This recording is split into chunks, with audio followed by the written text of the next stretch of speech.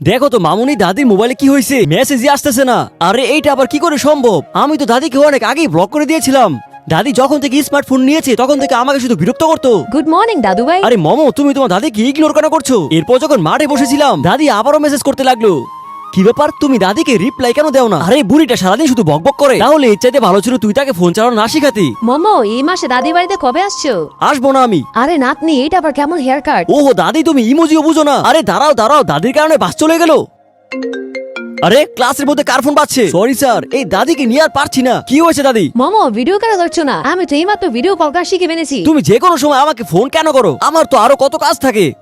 ব্লকই করে দিচ্ছি, তাহলে বুড়িটা শান্ত হবে। দাদি এতগুলো মেসেজ করেছে, আমি একটারও রিপ্লাই দেইনি। আরে আরে কান্না খাও না দাদু ভাই, একটা নষ্ট হয়েছে তো আরেকটা কিনে আনবো। না দাদি, এখন থেকে ফোন আর খারাপ হবে না। ছোটবেলা দাদির কথায় আমরা খুব হাসতাম, আজ সেই কথাই বোঝা মনে হয়। কিন্তু সত্যি হলো এসবের মধ্যে লুকিয়ে আছে অমূল্য ভালোবাসা।